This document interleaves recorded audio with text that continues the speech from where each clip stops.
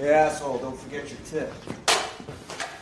He embodied the ideal of a true man, turning the other cheek when faced with insults. But when his mother was disrespected, he exploded. You think you can threaten my mother? Kal-El was the first naturally born child on Krypton in centuries. His father, Jor-El, was a scientist. Krypton's core had become dangerously unstable due to centuries of overexploitation of its resources. In an effort to save their people, Jor-El sought permission from the Council to use the Codex, the genetic blueprint of Krypton's people. At that moment, General Zod stormed in with his soldiers. He blamed the Council's incompetence for Krypton's impending destruction and declared they had no right to rule. Zod dissolved the Council by force and asked Jor-El to join him. Jor-El refused.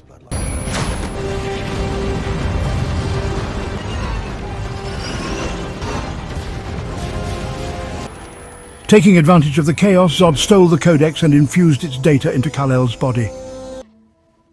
Jor-El planned to send his infant son to a hopeful world. Zod tried to stop him, but it was too late. He discovered that Jor-El had sent both the Codex and his son to an unknown planet. Enraged, Zod killed Jor-El.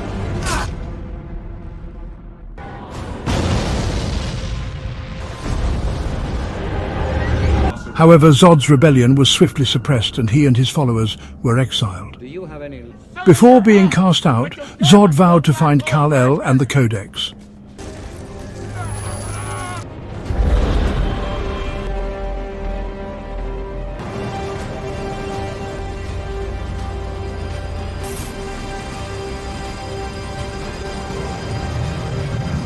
Soon after, Krypton was destroyed.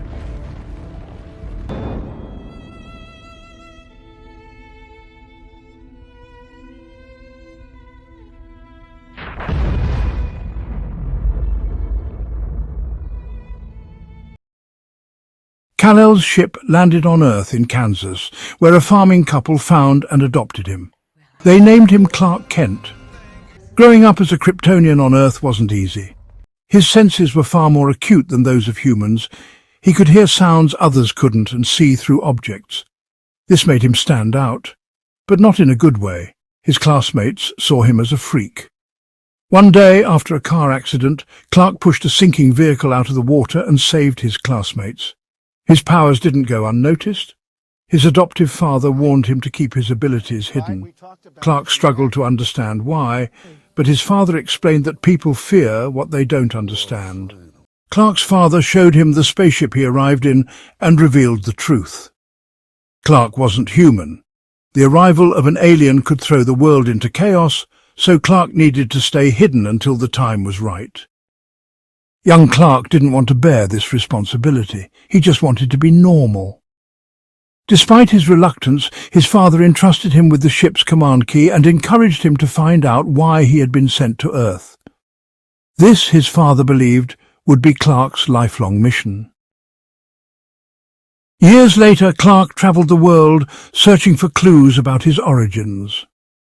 Not long ago, while working on a fishing boat, he was caught in an oil rig explosion. Clark climbed to the top of the blazing structure, charged through the flames, and rescued everyone trapped inside. Though he saved lives, his actions made it impossible to continue working there. Forced to leave, he took a temporary job at a bar. One day, he overheard talk about an unidentified object discovered on a remote island in Canada. Lois Lane, a reporter for the Daily Planet, also got wind of the mysterious object. Determined to uncover the story, she travelled to the site, hoping to get information from the military stationed there. Scientists studying the area found that the surrounding ice was over 20,000 years old, but the object itself was buried deep, and they couldn't break through the thick layers of ice. That night, Lois sneaked out of the base to capture evidence. Instead, she stumbled upon Clark. She watched as he used his heat vision to carve a passage through the ice and discovered that the object was actually a spaceship. Clark inserted the command key into a slot on the ship. Before he could proceed, a mechanical guard interrupted him. Struggling against the guard, Clark activated the key, bringing the ship to life. But just as the ship powered up, a noise came from behind them.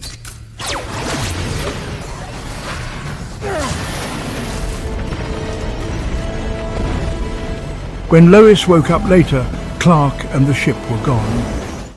She returned to the Daily Planet, eager to write about what she'd witnessed, but her editor dismissed her story, refusing to believe in aliens. Frustrated, Lois turned to a tabloid reporter to publish it instead. Clark was on board the ship, where he encountered a holographic projection of his biological father, Jor-El. The projection, created from Jor-El's consciousness, introduced Clark to his true identity, Kal-El. Jor-El explained that Krypton, along with Kal-El's parents, had been destroyed. On Krypton, population control had been tightly regulated. Every child's life path was predetermined to serve society's needs. Jor-El, however, wanted his son to have the freedom to dream and choose his own destiny. That's why he risked everything to send him away. Clark asked why Jor-El didn't come to Earth with him. Jor-El explained that he and his people had already failed and were doomed to face the consequences of their actions. But Kal-El, as a child of both Earth and Krypton, could lead humanity and offer them hope.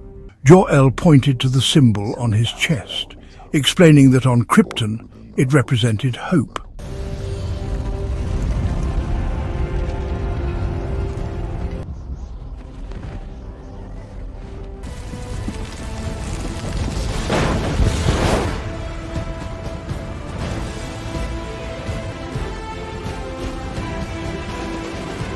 Having uncovered the truth about his origins, Clark ended his journey and returned home to his mother. One day he crossed paths with Lois Lane, the same woman he had saved on the spaceship. Curious about him, Lois wanted to learn more about his story. Clark opened up about his past and his adoptive father. Jonathan Kent had always hoped Clark would lead a simple life as a farmer.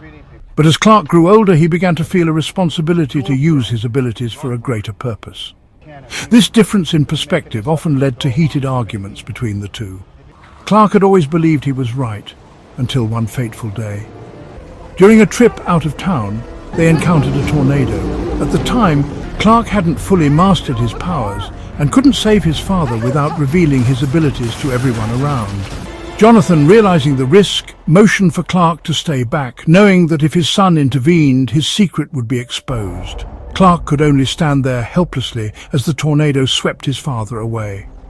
That moment left a lasting impact on him. From then on, he followed his father's advice to remain hidden, believing humanity wasn't ready to accept someone like him. After hearing Clark's story, Lois came to understand his perspective. She decided not to publish the story. The US military discovered an alien ship that sent out a signal, taking over all communication channels. The message was clear: hand over Kal-El or face destruction. The ship belonged to Zod.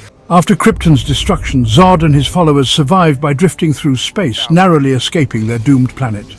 Hearing about the threat, Lois wanted to warn Clark, but as a journalist with prior knowledge of aliens, she was quickly detained by the FBI. Meanwhile, Clark visited a church, seeking guidance. He was torn. Even if he surrendered, he doubted Zod would leave Earth in peace. Still, for humanity's sake, he decided to give it a chance. Clark turned himself in, willingly wearing handcuffs. When he saw Lois, she couldn't help but laugh, teasing him for going along with the handcuffs. Clark shrugged and replied that surrendering meant playing the part. Lois asked about the S symbol on his chest. Clark explained that on Krypton it symbolized hope. After a moment's thought, Lois remarked that on Earth it could also mean super. Their light exchange was cut short when a general interrupted, pressing Clark for answers. But Clark refused to reveal anything, calmly stating that while he didn't want to be controlled, it didn't make him humanity's enemy. As agreed, the military prepared to hand Clark over to Zod. However, Zod demanded that Lois accompany him as well. While the military hesitated, Lois volunteered. I'll go.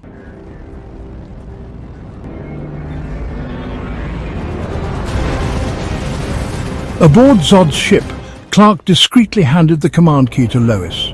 The ship's Kryptonian atmosphere and unfamiliar conditions left Clark weakened and disoriented. Without protective gear, he struggled to breathe. Zod coldly reminded him that, as a child of Krypton, he would need to adapt to their environment. Clark's vision blurred, and he drifted into a haze, experiencing a vivid and revealing vision. Zod appeared, explaining his purpose. After Krypton's destruction, Zod and his followers had searched numerous colonies but found no signs of life. Then Clark inadvertently activated an ancient Kryptonian ship, sending out a signal that led them to Earth, a planet perfectly suited for their survival. But Zod's intentions weren't just about survival. He planned to terraform Earth, turning it into a new Krypton. While this would ensure Kryptonians thrived, it would completely annihilate humanity. In her holding cell, Lois noticed a slot that matched the command key. She inserted it, triggering an appearance by Jor-El. Jor-El guided her to an escape pod and explained the key to defeating Zod. He used his authority to adjust the ship's atmosphere, replacing it with Earth-like air, allowing Clark to regain his strength. Clark, now feeling stronger, asked Jor-El if Zod's claims were true. Was the Codex, the key to Kryptonian genetic knowledge, inside him? Jor-El confirmed it, explaining that Clark was destined to bridge the gap between Kryptonians and humans when the time came. As Lois's escape pod malfunctioned and caught fire, Jor-El urged Clark to act quickly. You can save her, Cal. You can save all of them.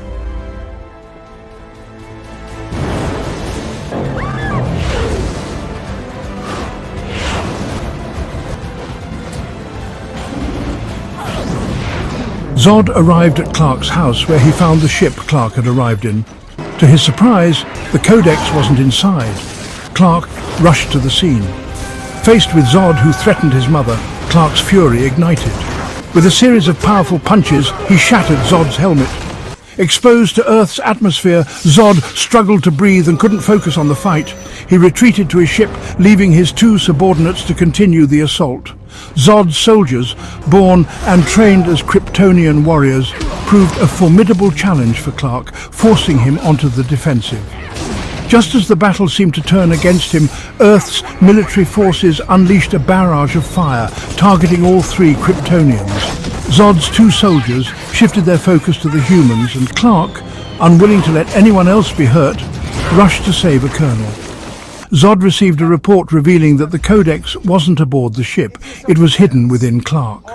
The genetic code of millions of Kryptonians was embedded in his cells. Whether he lived or died, they could extract it from him. Zod decided to rebuild Krypton using Clark's body and ordered the planetary terraforming devices to be activated. The ship split in two, one heading for Metropolis, the other for the Indian Ocean. Both devices powered up, causing Earth's gravity to begin shifting.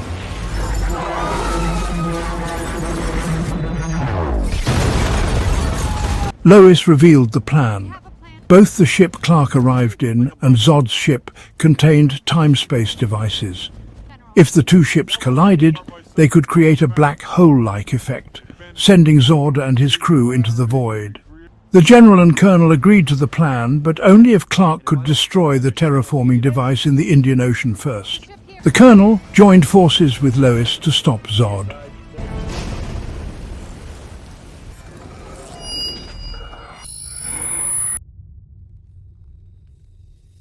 Zod activated the ship discovered in Canada, where the origin chamber, the key to reviving Krypton, was located. Jor-El reappeared, trying to stop Zod by reminding him that Clark was now twice as powerful as he was. But Zod, driven by his obsession to rebuild Krypton, shut down Jor-El's program, erasing him forever. Under the immense gravity of the terraforming device, Superman arrived in time.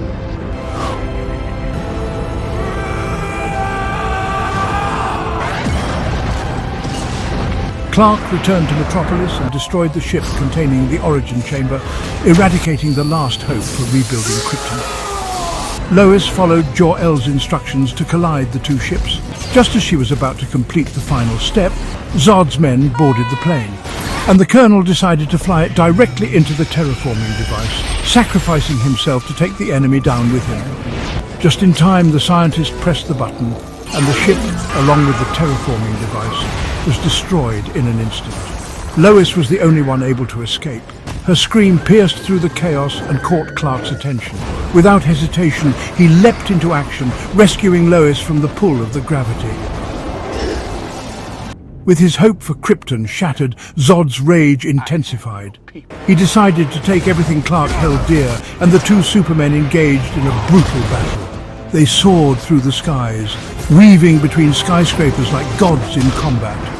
Their fight eventually took them into space, where they accidentally destroyed one of Bruce Wayne's satellites. Clark, drawing strength from the world he had sworn to protect, began to gain the upper hand. If you love these people so much, you can mourn for them.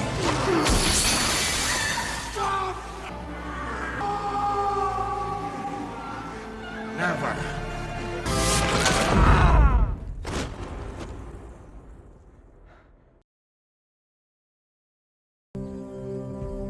To stay under cover while keeping his ear to the ground, Clark Kent donned a pair of glasses to hide his true identity. With them on, he didn't look like Superman anymore. He looked just like the world's fastest reporter. Lois Lane. Welcome to the planet. Man of Steel is a superhero movie released in 2013, directed by Zack Snyder, with Christopher Nolan serving as the executive producer. This was also the first film in the DC Extended Universe. In 2012, while Nolan's Dark Knight trilogy had wrapped up with a huge box office success, Warner Brothers and DC Comics could see the potential of superhero movies, especially after the success of Marvel's The Avengers that raked in an astonishing $1.5 billion globally. At the time, even though solo Marvel films like Iron Man and Captain America hadn't reached the $1 billion mark, The Avengers proved that bringing superheroes together in one movie could create something massive.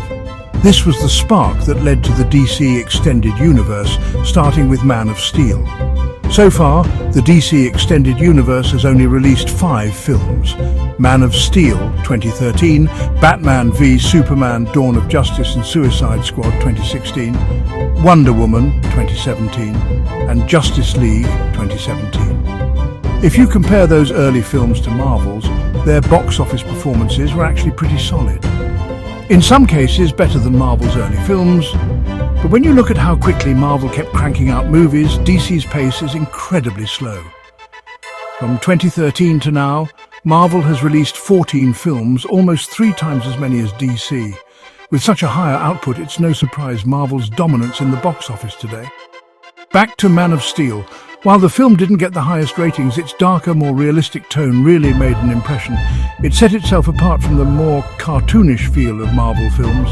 The pace of the movie was fast, avoiding Zack Snyder's usual heavy, brooding style, making it easier for general audiences to enjoy. It's a very watchable film. The movie also did a great job of exploring Superman's inner struggles, moving away from the flat portrayal many superheroes get. This was similar to the depth in how Nolan portrayed Bruce Wayne in his Batman trilogy. A big plus for the film. But of course there were some issues. Some parts of the story weren't very clear, leaving audiences confused because not enough hints were given. Some of the key logic in the plot wasn't fully explained, leading people to think there were plot holes. And some character motivations were strange. For instance, the decision to banish Zod while the rest of the Kryptonians waited to die on their doomed planet doesn't quite make sense, especially since they had the technology to leave. In the New 52 comics, Superman's father is a scientist who predicted Krypton's destruction, but was ignored by others, so he sent his son away alone. That logic flows better. But in the film, Zack Snyder's adaptation felt a bit forced. Another plot point people didn't like was how Clark watched his father die, but didn't intervene. Since he didn't know he had super speed or could fly at that point, he couldn't save him without being noticed. Still, when he later saves the dog, the emotional payoff felt off, especially since his father's death plays such a huge role in shaping Clark's character. These kinds of issues did take away from the movie's overall impact. With a character like Superman, whose powers are so overwhelming, some story issues are inevitable. But the trick is to hide those flaws in ways that don't disrupt the narrative. That's where a director's skill really comes in. As for the action scenes, they were intense. The speed of the fights was well executed, But after a while, the constant explosions and debris made the visuals feel repetitive. If the scenes had been more varied, like shifting to different environments or weather conditions, similar to the rain fight in The Matrix Revolutions, the action might have been even more exciting. Overall, Man of Steel is a superhero movie with clear strengths and weaknesses. There's a lot of potential that could have been better handled. But as the first film in the DC Extended Universe, it was solid, even exceeding expectations in some areas. The official title of the film is Man of Steel, and you might notice that Superman isn't even in the title. One reason is that in this movie, Clark hasn't fully embraced the Superman identity yet. But it also shows that the filmmakers didn't want this to just be a straightforward commercial film. The movie grossed about $670 million worldwide, which, considering the $220 million budget, wasn't bad at all. This success allowed Zack Snyder to continue directing films like Batman v Superman and other sequels.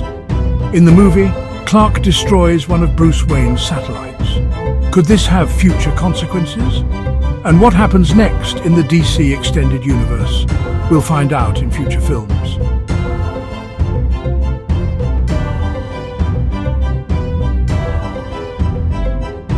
Nothing beats the original movie. A great film deserves to be watched all the way through.